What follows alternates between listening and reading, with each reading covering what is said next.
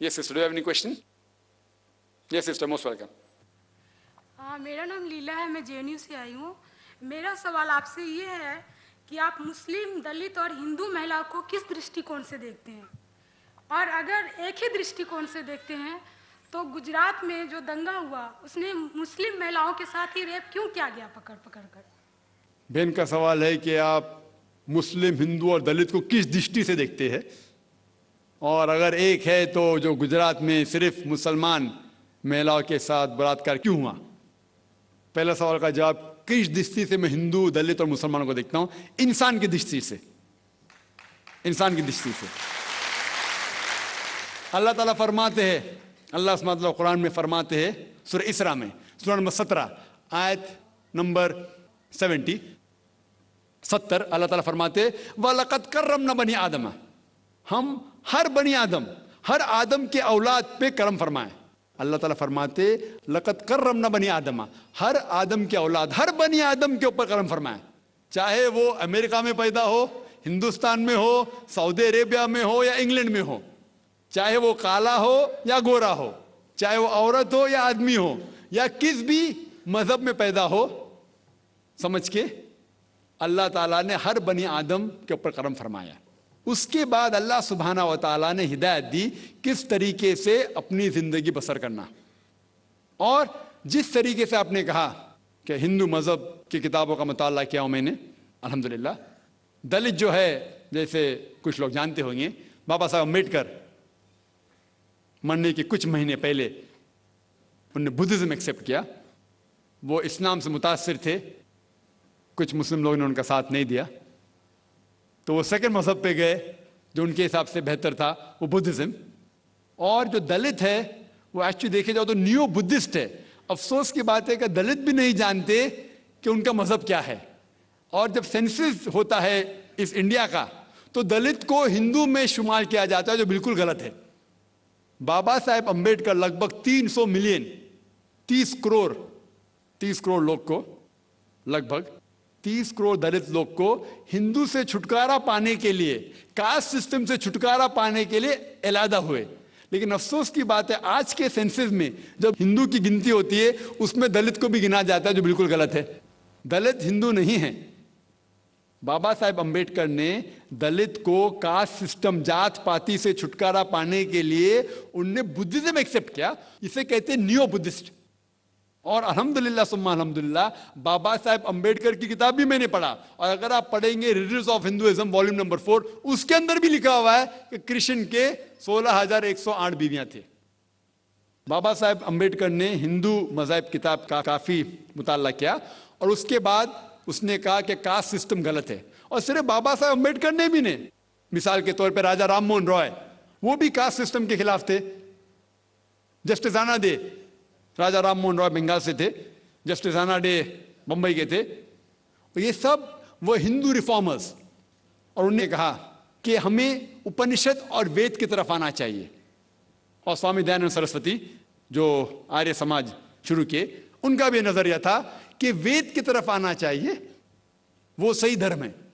तो मेरा नजरिया ये है कि मैं हिंदू धर्म की किताब पढ़ चुका हूं अल्हम्दुलिल्लाह, बाबा साहब अम्बेडकर की किताब पढ़ चुका हूं, और मैं कुरान की उस आयत के ऊपर अमल करता हूं, सूरह अल इमरान सूरह नंबर 3 आयत नंबर 64, तालो इला कलमतिन सवाइम बैन बैनकुम, आओ हम आपस में उस बात पे सहमत हो जो हम में यकसा है और उसके ऊपर अमल करें। जिस तरीके से हमने कहा कि जो यकसा है, और जो आखिरी के मुकर्रर ने कहा जो यकसा है दिगर मज़ाहिब के, उस बात को लो, लेकिन सिर्फ जिक्र मत करो, उसके ऊपर अमल भी करो।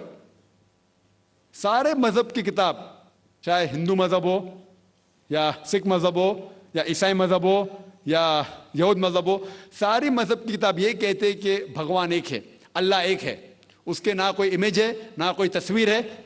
और हर मजहब का मुताला करेंगे हमें यह पता चलेगा कि ईश्वर भगवान अल्लाह एक ही है, उसके अलावा कोई नहीं है। और इन मजहब की किताबों में हिंदुइज्म, जुडाइज्म, क्रिश्चियनिटी, इन सब में मोहम्मद सल्लल्लाहु अलैहि वसल्लम के आने का भी जिक्र है।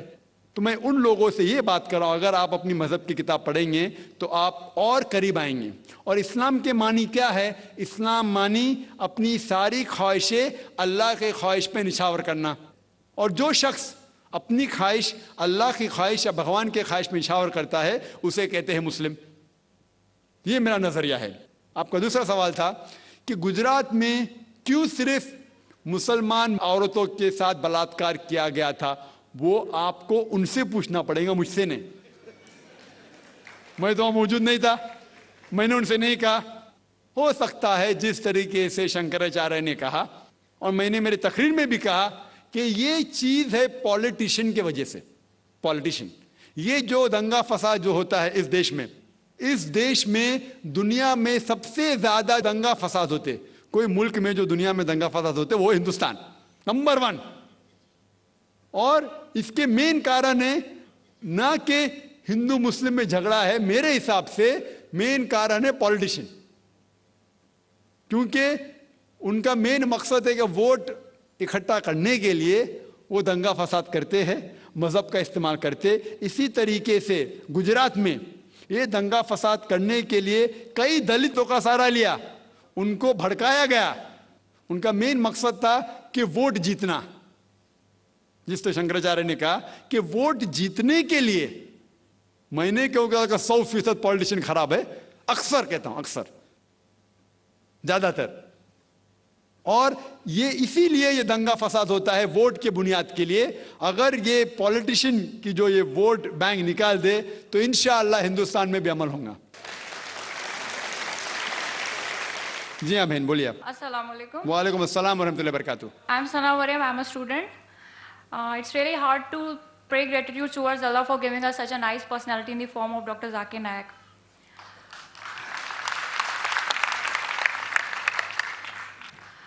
Sir, I want to ask about an ayah, about a verse from Surah An-Nur, which mostly people misinterpret. I'm going to translate in Urdu. It's from verse number 35, that Allah नूर है ज़मीन और आसमान का, उसके नूर की मिसाल ऐसी है जैसे कि एक ताक है और उसके ऊपर चिराग, और वो चिराग शीशे की कंदील में है, और वो एक बाबरकत जैतून के तेल से जलाया जाता है, और वो बाबरकत जैतून का दरख्त ऐसा कि ना वो मशरक़ी है ना मगरबी, और बहुत खूब है कि वो चिराग आप ही रोशनी देने लगे। अल्लाह जिससे चाहता है अपनी नूर की तरफ रहनुमाई करता है।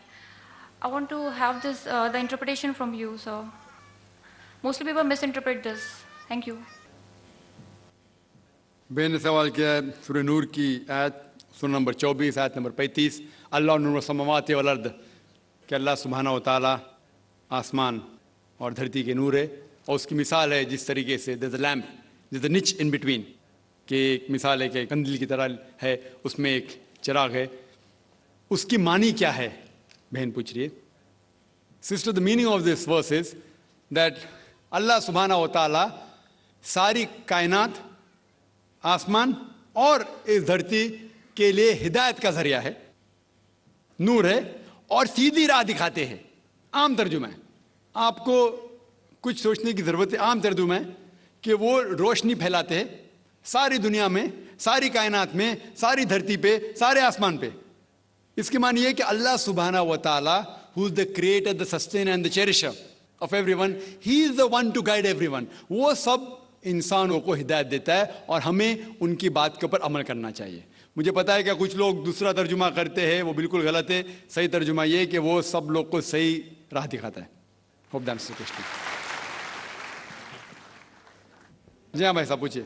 Respected Zakir sir, Myself, Dr. Duryodhan Katki from Jawaharlal Nehru University. I want to ask a very little question that regarding that talaq, what you explained, I acknowledge. But the thing is, if you pace down the history of human civilization, then you will find women are always being suppressed, oppressed, depressed, humiliated, and dilapidated in this country, especially. But as far as talaq is concerned, the whole, diverse power, determining power is laying with the husband, or husband's hand. But in case a woman who is in a very grave situation and she wants to talaq to her husband, the what is the system is there in your Islam? You just explain. What is the women's power in there in talaq, as far as talaq is concerned? Should I give the answer in English or in Urdu? You can give it in English. English. Whether ask the question that what powers does a woman have to give divorce to the husband? Can she give talaq?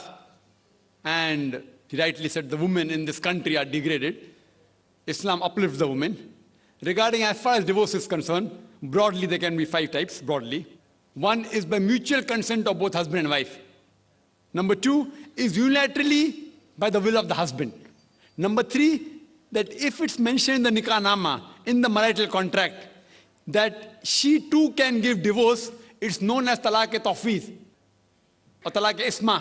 Even she can give unilateral divorce, if it's mentioned. While marrying, the husband and wife, when they marry, they can put down any clause which is optional, as long as she doesn't ask the husband to do something which is prohibited or prevents him from doing something which is compulsory. She can ask anything which is optional.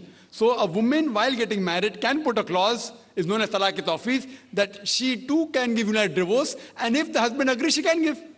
3rd type. 4th type is, if it's not mentioned in the nikah nama, that the woman too can give unilateral divorce. Then, if the husband ill-treats her, or does not give her due rights, she can go to the judge, the qazi, and do nikah-e-fask. And the 5th type is khula, that maybe the husband is very good. He is giving all the rights and all the facilities, yet she wants to part for personal reasons. She can request the husband to give divorce, and he gives divorce. That's known as khula. Hope that answers the question.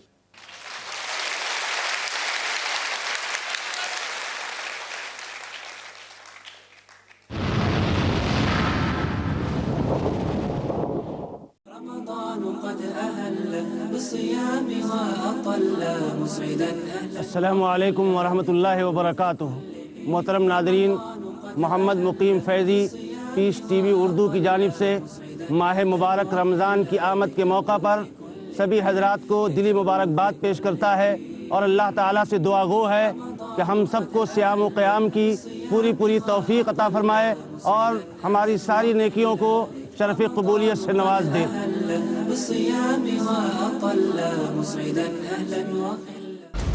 Dr. Zakir Naik's tour to UAE. This Ramadan, 16th and 17th June 2016.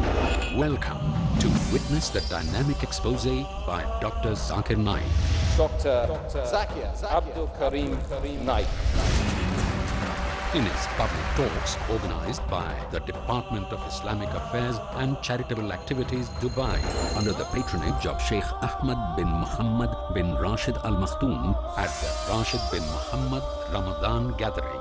Today, the most important weapon in the world is the media. Inshallah, on Thursday, 16 June 2016 at 10:30 p.m. after Taraweeh.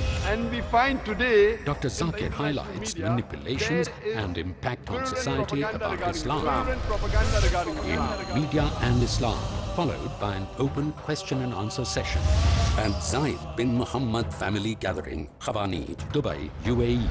And inshallah on Friday, 17 June 2016 at 10:30 p.m. after Taraweeh. please feel free to ask any question on Derive Islam apt and satisfying answers from Dr. Zakir Naik And I want to ask this question.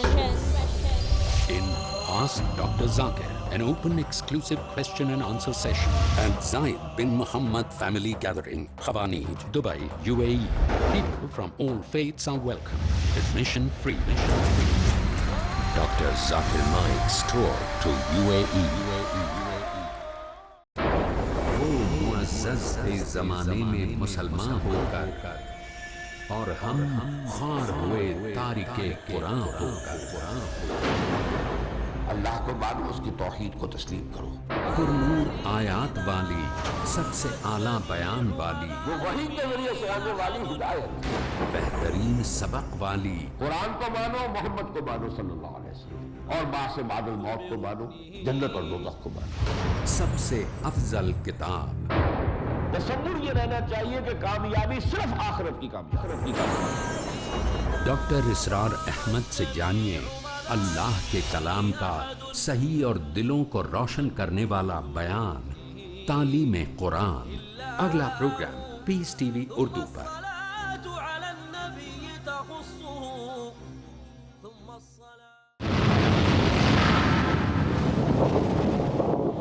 जी हाँ भाई साहब पूछिए।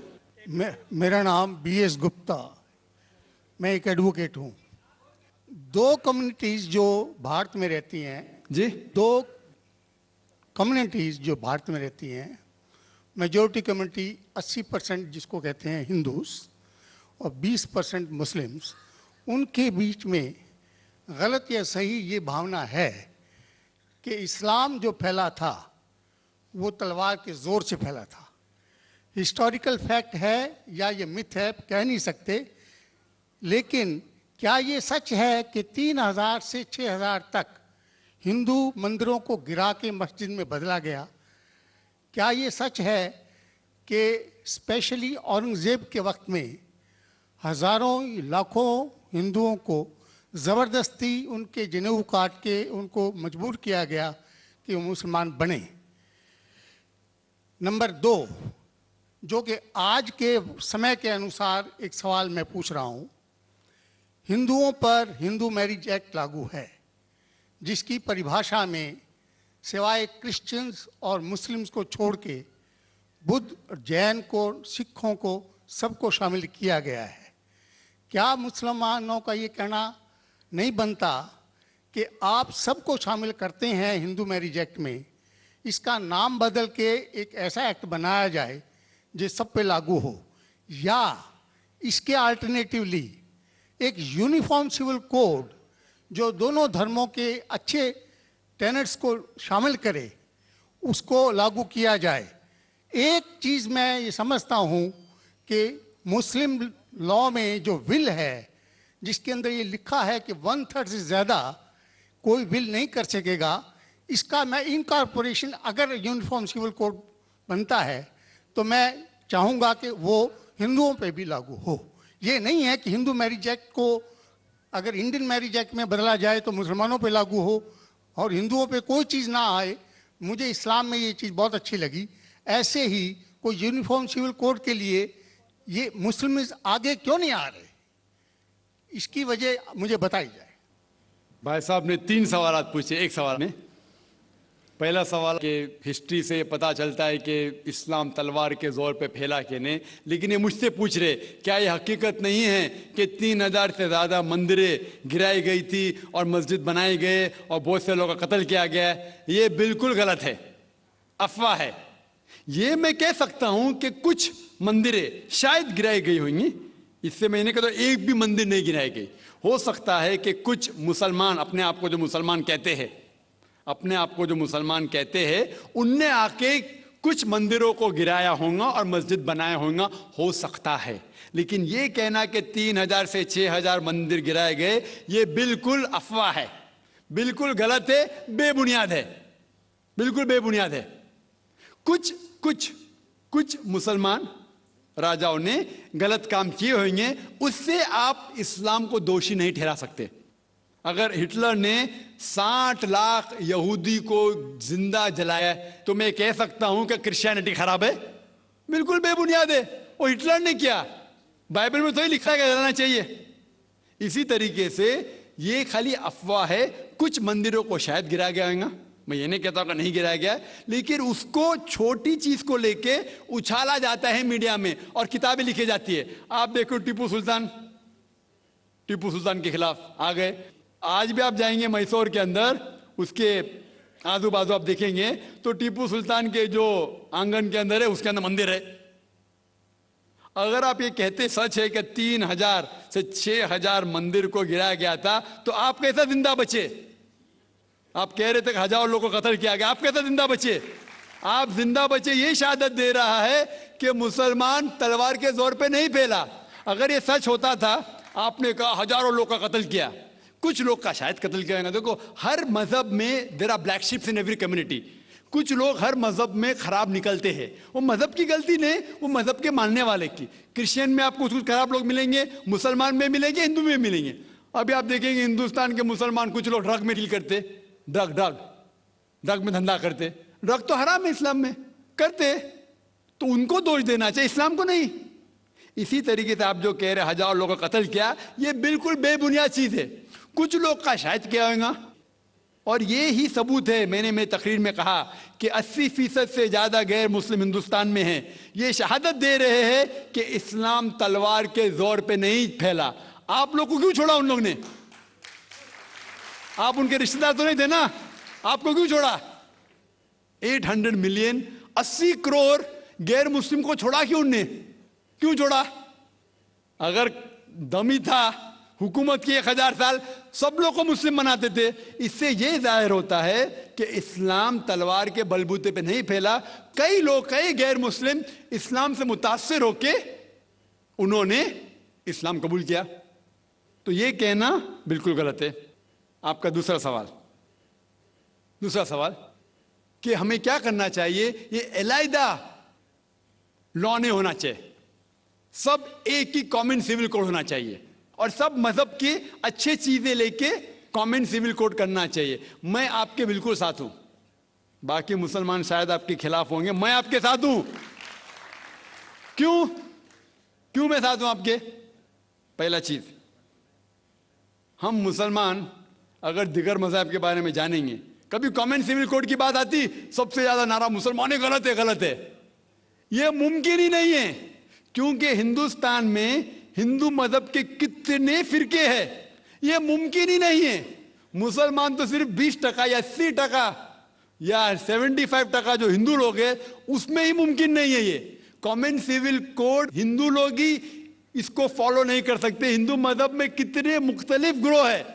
एक कहता है कि बेटी को जाना चाहिए, एक कहता है बेटे को जाना जायदाद, एक कहता है कि जितनी खेती है वो नहीं जा सकती बेटी को, दूसरा ग्रोह कहता है। कितने मुख्तलिफ ग्रोह है, हजारों। यह मुमकिन ही नहीं है पास होना, मुमकिन ही नहीं। मैं कहता हूं यह अफसोस की बात है कि हम मुसलमान जानते ही नहीं, हमको आवाज करने की जरूरत ही नहीं है। ये खाली हमें छेड़ रहे हैं। क्या कर रहे? छेड़ रहे हैं और हम उकसा जाते। Point number 1। पॉइंट नंबर 2, मान लो आप लोग कबूल करते हैं कि कॉमन सिविल कोड होना चाहिए। आपने क्या कहा कि सारे धर्मों के अच्छी बात को लेना चाहिए। बिल्कुल सही। मेरा पहला सवाल, आप इस्लाम में एक चीज बताओ जो इंसानियत के खिलाफ है, तो हम निकाल देंगे उसको।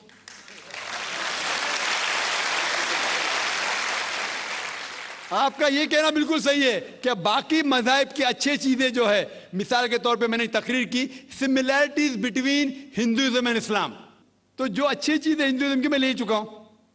Similarities between Christianity and Islam, जो अच्छी चीजें इस आयत में ले चुका हूं। मैं ये पूछना चाहता आपसे, एक चीज जो इस्लाम में खराबी है वो तो बताओ मुझे, तो उसको निकालेंगे ना। लेकिन मंच के ऊपर जब डिबेट होएगा, इंशाल्लाह मैं आऊंगा इंशाल्लाह।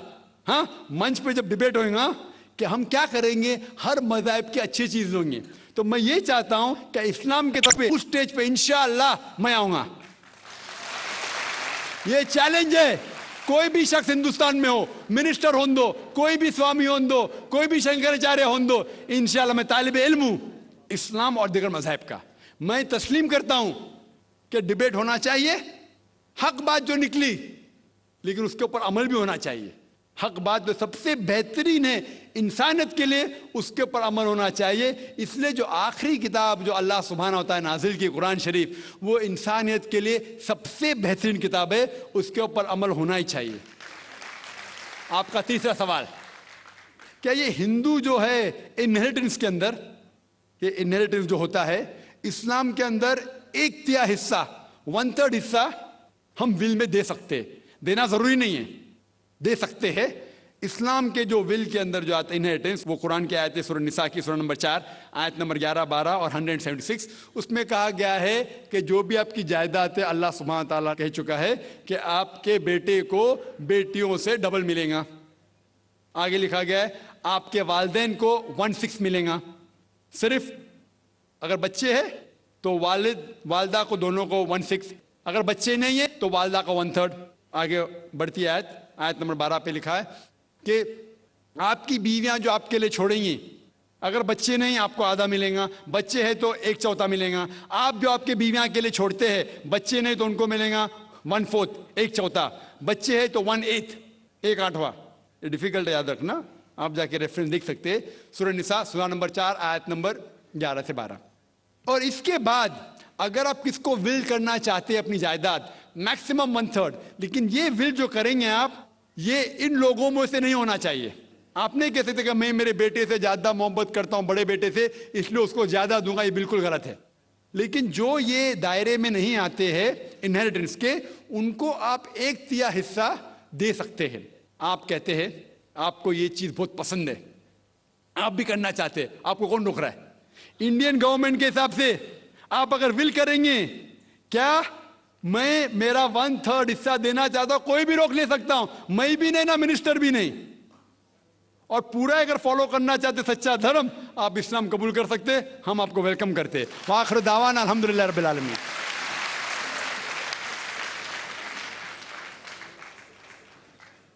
ما لي إليك وسيلة إلا